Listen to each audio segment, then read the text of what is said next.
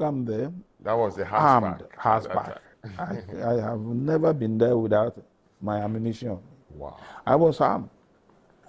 Oh, yes. At times I come there with my Alsatian dogs. You don't mean it? Oh, yeah. I know what house supporters can do. They were calm. I remember vividly, too, a coach by name Ajay Pele. I know. Coach Ajay Pele. Good. Yes. Ajay Pele was then appointed as a coach, national coach, a coach for Accra. So he failed to turn up. Why? Once, twice, I sacked him immediately. Oh. So you sacked Ajay Pele and brought in a new coach? Now listen to that side. I sacked Ajay Pele. Then I was invited by a then IGP called C.K. Dewonu. He's still alive. Who is a member of the Council of Patrons of Accra House of Folk. So the house has got a lot of giants behind the club. Yeah. So C.K., I went to his house, said, oh, now let's come, let's have a breakfast. During the breakfast, he was trying to advise me and then suggested that he has a very good coach who is a police officer by name Covenant. He used to be a coach for Accra Great Olympics. Very good coach. Yes. So he suggested Covenant. I said, there's no problem. So immediately I engaged Covenant. And he was the one who did the job. Okay. He was the one who spotted the talents himself, because I assembled other former football players of Accra House of Folk. And let me see whether I can remember some of the names. But it's important. Christian Bryant, the first Gogos and Ghanaian captain. Yeah. The first Ghanaian to use boots in playing football. He was a House of Folk captain, Chris Bryant. Then I remember I invited also Aduda Akon, one of the best central defenders in Ghana's history. I invited Ofe Dodu, one of the best wingers we have in this country. We have had. I invited Loco, a midfielder, and then who was there too? C.K. Jamfi. C.K. Jamfi, yeah. But then Jamfi was alive. Yeah. Now you can see that these are great footballers. You have an idea about football. I think we have to find time and we come and talk football properly. So these were the people who made the selection, and the selection came out beautiful. You made mention of Manchagbona. Some of the boys came from there. Yeah. But one that I remember vividly, that we went to pick from Tema, Joe Hado, who became captain of the Blast. But then he was even in the secondary school. We went to the father, talked to the father that we want the boy and that we are going to pay his fees. The father couldn't believe. We paid all the fees at that time. And then the most interesting one was Shamokwe. Shamokwe was a young fisherman, small boy fisherman. He used to remove water from the vessel when they are at sea. Luckily that day, we went there, we were able to find him. We pleaded with the father, and the father allowed. So Shamu, Ablade, Ezekiel Alamu, Joado, and others, they all got into the club at very tender age. Right. So what you said...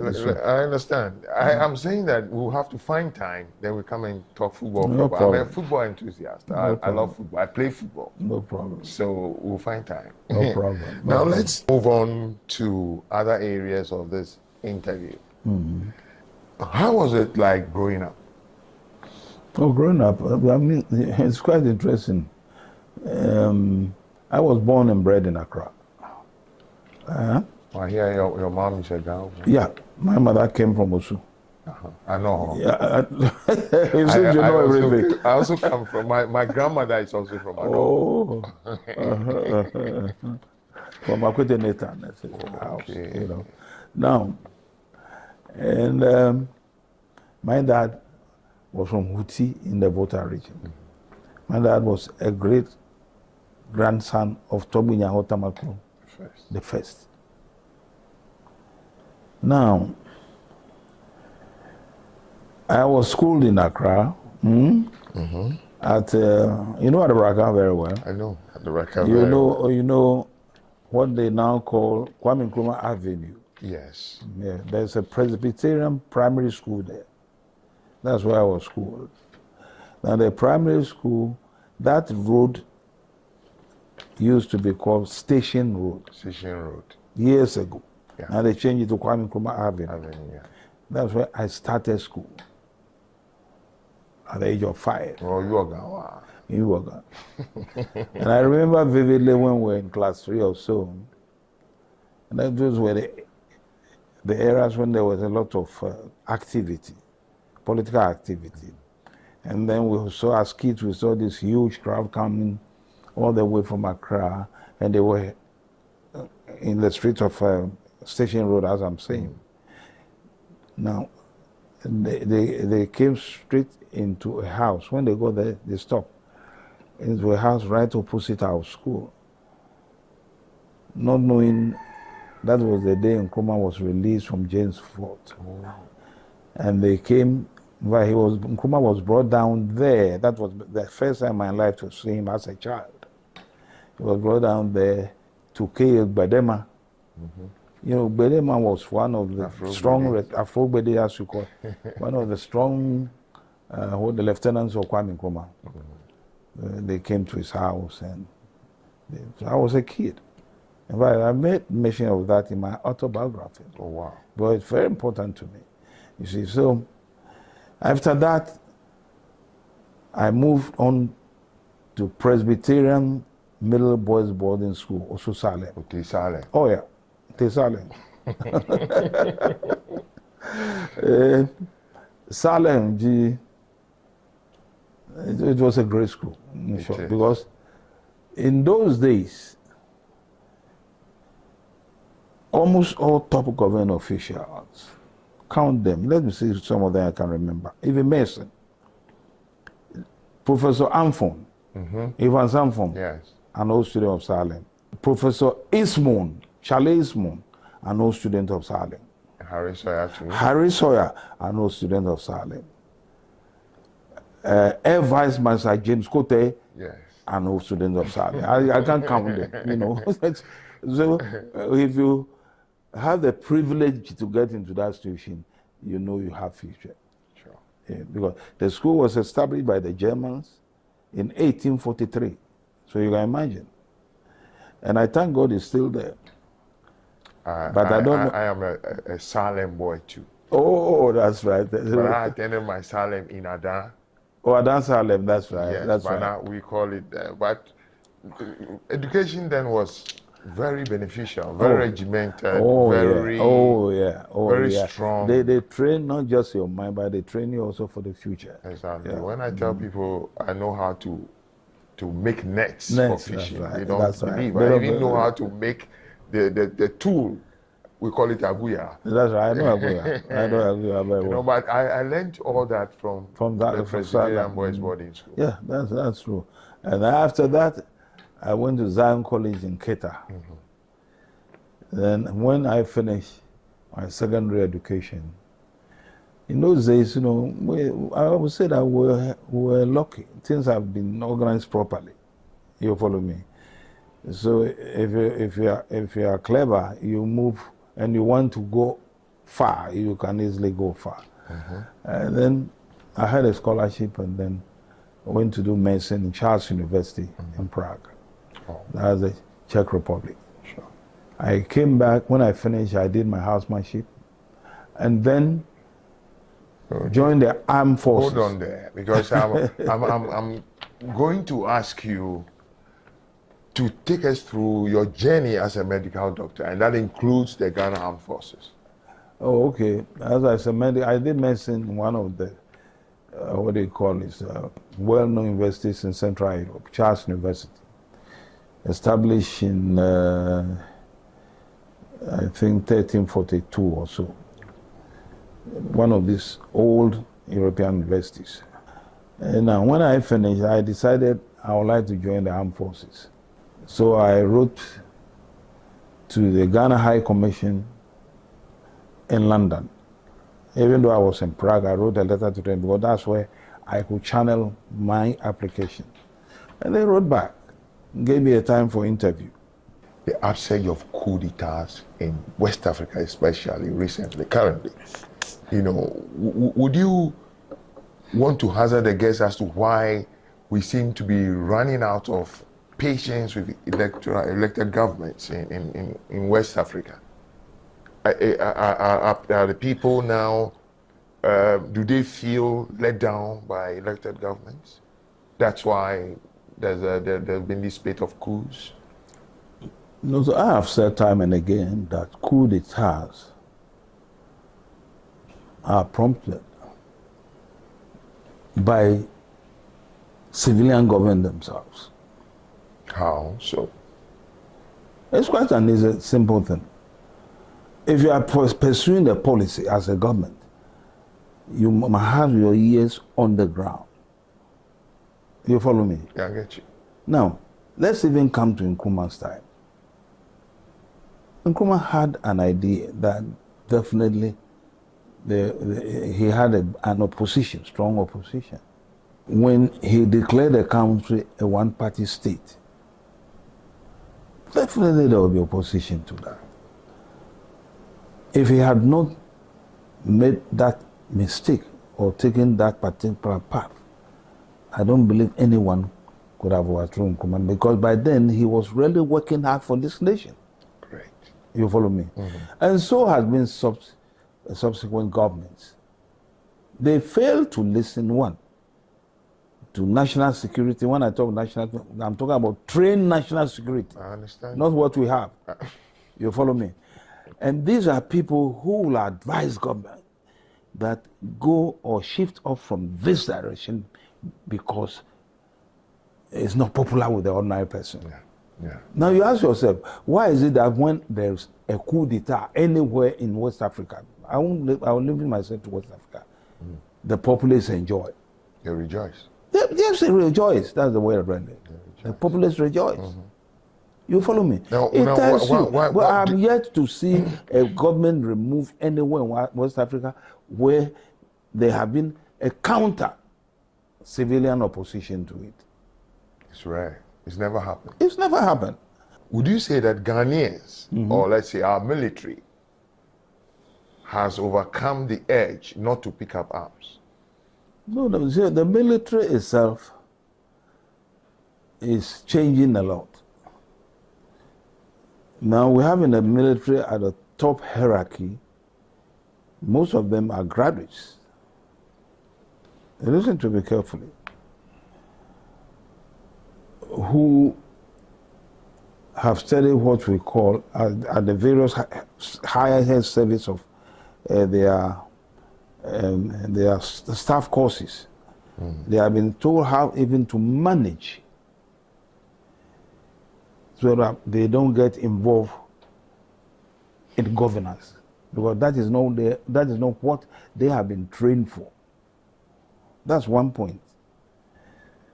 Now, secondly, no one should be mistaken that they don't know about what is happening.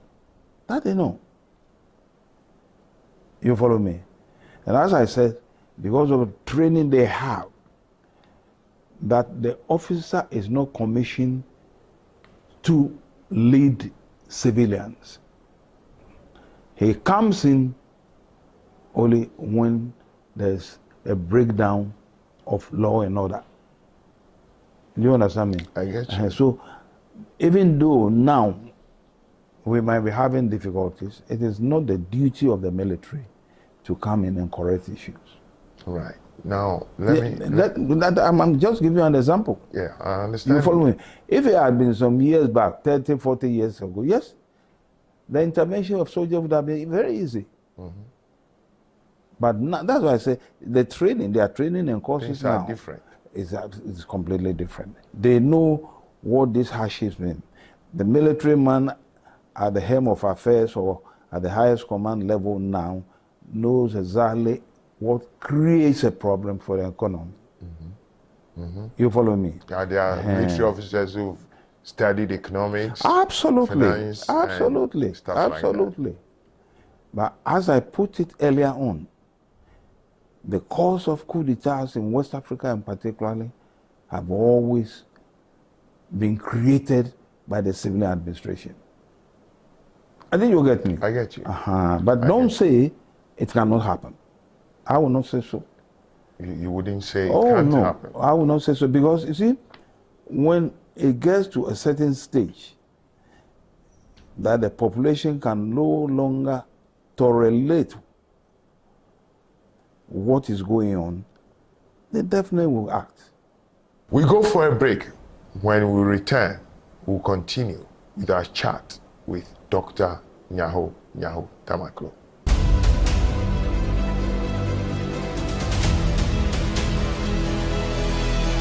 Welcome back from the break. We continue with our chat with a distinguished Ghanaian statesman, diplomat, medical doctor, politician, Dr. Nyaho Nyaho-Tamakloe. Right now, you're also a civil rights activist, because I know you've been involved in some demonstrations. I can remember the Kumipreko demonstration, which you call the mother of all demonstrations. Yeah. You know, currently there was a demonstration last year that people said occupy Jubilee House and stuff. But what do you think of that? Kumipreko was quite different. Kumipreko was, I could say, wasn't the same like Occupy Jubilee House. Yeah. You know, what do you think of that one, Occupy Jubilee House? Well, firstly, let me take your mind back, because I'm speaking to the public. Yeah. So there are certain areas that might be clarified. Sure. Now, Kumipreko was not the first demonstration. Was not the first massive demonstration.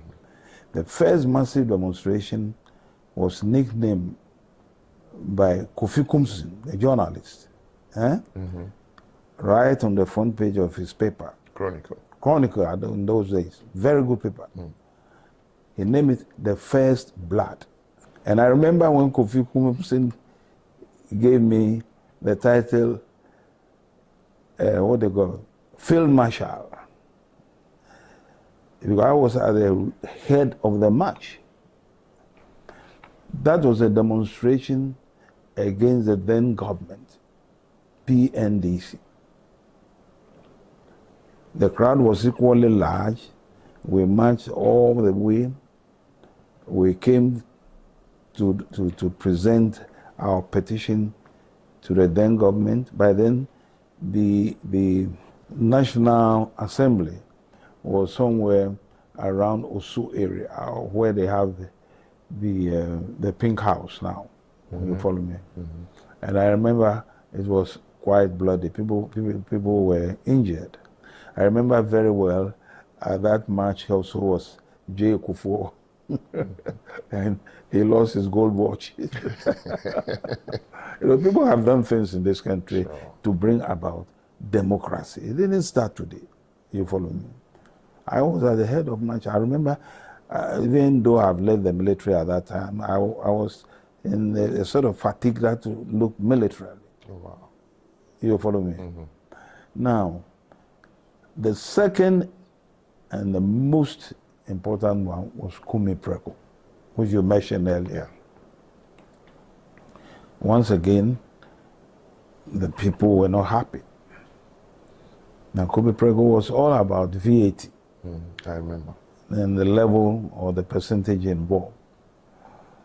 That didn't go down well with the people and, of course, the leadership of Kumipreko. So we met, a group of us, if I can remember the name, Dr. Reku Brobe, I'm sure you know, Charles. Tarzan. Nana Addo Dankwa Akufo-Addo, yeah, Tarzan. Kwesi Pratt, you know. Kweku Poku, he was not that political. So most of you didn't know him. Even today, a lot of people don't know. But he was very effective in that, the planning and prosecution of that particular Kwame Preko. Then Akoto Ampa, who passed on recently. Sheshe. A young man who just came from Legon called Kakraba Comwell. I remember him. I remember Kakraba Comwell. Now, Victor Newman, I'm sure you know, yes, who died not quite long ago. Yeah.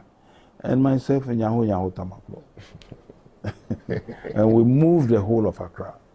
I remember. Rollins got frightened for the first time. I was then at the castle.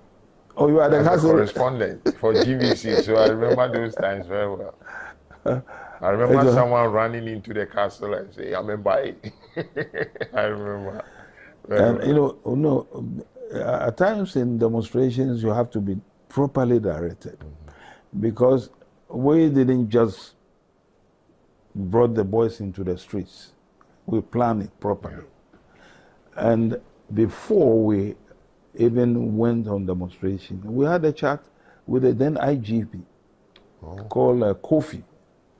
He received us warmly. That's why I get surprised when the police these days are not behaving that way. Kofi was so civil. He received us warmly and then handed us over to the commander in charge of Greater Accra region. So we went there. We had a chat with him. They plotted the route, and then gave us the cover. But somewhere along the line, I think directives came from somewhere else, which no one knows. When we got to UTC, you know UTC in Accra? Yeah, I know. UTC. We were confronted by the police. And they opened fire. Now, a section of the demonstrators diverted to somewhere else. They took to Mokola. And, you know, people are in the market and what, so that is frightening. True. They took to Mokola. And these were where, unfortunately, they met some of the cadres in those days. And 8 people died. I remember those days. And then a young man by name Ahono Hanga was mistakenly shot in front of Harry School. So this is how, but that particular demonstration, we didn't just do it in Accra. We visited all the regional capitals in Ghana. And most important one, also, apart from the Accra one, was in Kumasi. So we were all present. We address the crowd. I can tell you, when you talk of crowd, you can't even see the end. Yeah, it won't show. Exactly. Exactly. Now, after we finish, listen to me very carefully. I am listening. You see, the power of the people should not be underestimated by any politician. The power of the people. I'm talking about the ordinary person you see. After we finished addressing the crowd in Kumasi, we retired to a small place near City Hotel in those days, just to have something to eat. We were just about to eat when we saw the police commander coming with a section. If I say a section, about 8 people, policemen. So we said, oh, these are coming to arrest us. Okay, we are ready if they wanted to arrest us. And mind you, that was a period of a quasi-military regime. I remember, Rollins' time. Yes. So when they came, they said, gentlemen, I have to come and plead with you. We were surprised. Plead with us? He said, plead with you so that you'll come back to the rally spot. Because the people are still there. They say they have not been dispersed. Believe it or not, we have to go back, and they were addressed in the local language. I remember by Charles and Kwesi, before they started going, to tell them the whole thing is over. Wow. These are stories that have not being told why. Oh yes, oh yes. You know, you can ask some of the participants. Yeah. Some of them are still alive. Kwesi Pratt is alive. I know. You can ask Kwesi. You can ask Charles Bobby. So let's come back to the Occupy Jubilee House thing. How do you find that demonstration? You see, this is where at times I get a bit confused. That young man whose name you mentioned, what's his name? Vomawo. Vomawo, Oliver Barker Vomawo. You see, I have a little experience in security matters because of my background as an officer. Mm-hmm. And also, I have gone through coup d'etats. Mm-hmm.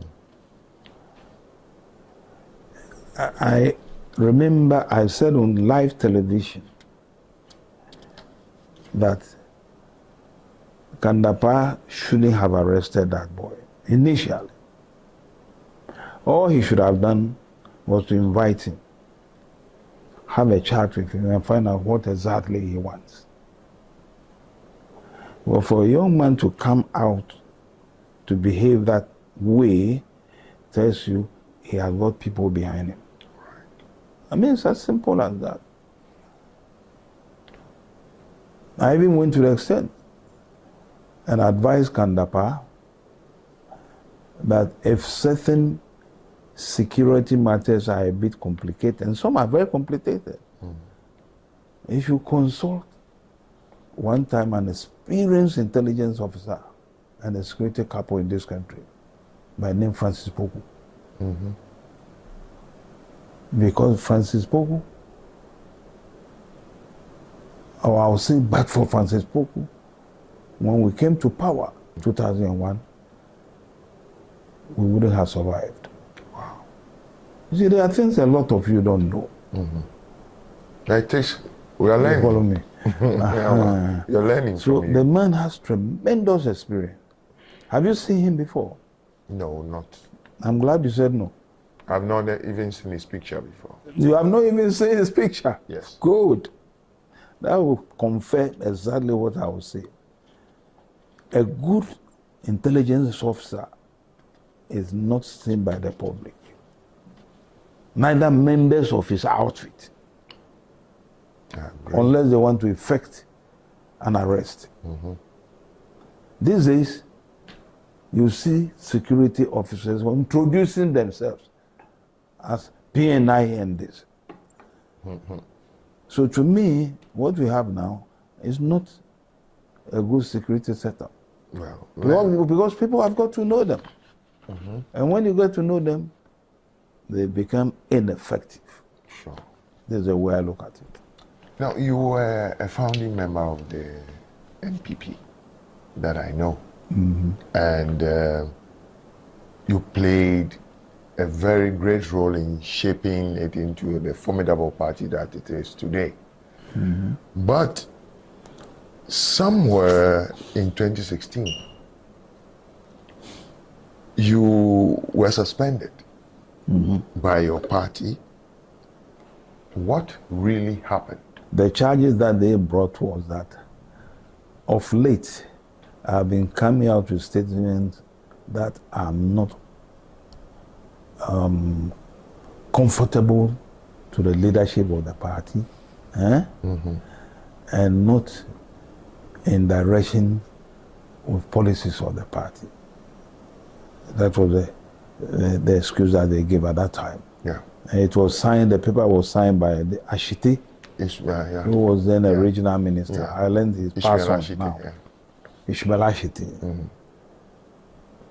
Now, I'm sure being a journalist, you might have a rough idea about what I'm going to say. We had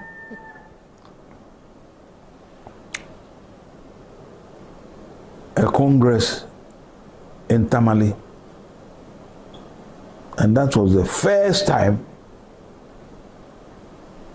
MPP tradition or UP tradition held a conference or a congress there. And the congress was to elect the executives of the party. We elected Paul Afoko as chairman, Kobna Jepon as General Secretary, Sami Krab, second National Vice Chairman. Now, these three people I mentioned, almost all of them went through difficulties. I remember that of Wolafogo very well. He was somebody I never knew, but the name came up. The difficulties I don't want to enumerate because I don't have time for that. Now, when they resumed office, they were not permitted to do their work. Indeed, some of them were not even allowed to enter into their offices at the headquarters. Wow. So a group of people organized against them. Eventually, you all know what happened. They were all suspended indefinitely. That was when I came out. That was when I got alarmed that I have known Akufo-Addo for years. I knew him as a Democrat. I knew him as somebody who believes strongly in the right of the individual. If these guys have done anything wrong, we have a constitution. But I can assure you, the reason why they sacked them was not what they brought into the public domain. Having said that, how do you find President Akufo-Addo now? Having known him as a Democrat, I hear you are very close with him, you grew up together, sort of. How do you find him now? Just answer that before I go to the next question on corruption. My answer is very simple. The Nana Akufo-Addo, the Adodi that I knew, is not the one at the Flagstaff House. Why are you saying so? That's all. That's my answer to that. Because his behavior now is totally different from the one you knew. From the one I know. And I'm not the only one who said this. We have other friends and colleagues who share the same views with me. That's all that I was saying. All right. Now let's come to the economy. Do you think your party has steered our economy well, so to speak? No, you see, with the economy, it is always the ordinary person who can really let you know. Many of man. And unfortunately, governments don't seem to watch that. Go to Bukum, and what you see there will tell you the state of the economy. Go to Choco, and what you see there will tell you the state of the economy. Go to La, and what you see there will tell you the state of the economy. Now, if a government refuses to listen to the people, some years back, what happens is that government is pushed out of power by the soldiers. And as I said earlier, we've passed that era. Yeah. You follow me? So the only thing that happens is that government should know that the mandate given to him by the people will be taken away at an election. Sure. And that is exactly what is going to happen in this year's election. You are sure the NPP is not going to break the 8? There's no way. Look, I am a pragmatist. I don't fear anything. I don't see why I should cover things. There is no way NPP, through genuine election, can break that 8. If they are listening to me, they should hear me properly. I'm still a member of the party. And if there's anybody who thinks he can sack me out of the party, let the person come and sack me out of the party. No, the party itself, there are a lot of people who think likewise, and they will, at the right time, restructure that party. Great. No, You follow me? I'm coming. I get you. Now, if any group of people think they can use force or threats to win power, that will be the end of this country. Mark my words. Those are strong words. I said, if any group of people want to enforce themselves from this, because the mood of the people is quite different from what you see. I said, go to the grassroots. I move about freely in the grassroots. The grassroots want a change. Anybody who can bring them the change, they will accept it. And let me add one thing. Whoever comes to take over this country, firstly, must not entertain this starting of new projects. The uncompleted projects are so numerous. He must focus on them. We have hospitals, we have dams, there are a lot of things that have been abandoned. That will show leadership. Secondly, the so-called protocol list that is used in selecting people into the forces, security services, i.e., the armed forces, the police, immigration and prisons must stop. That leader must stop it immediately. Because it is true that some of these services are now very weak and corrupt. Thank you very much, Dr. Nyaho Nyaho-Tamakloe. It's been a pleasure. It's been a pleasure too. With you, and for sharing your thoughts and teaching some of us, the young ones, some history, because I've learned a lot. Okay. I've learned some history about your background, why you are called Nyaho Nyaho, and some political history too that you've shared with us. Okay. Thank you very much. You're welcome.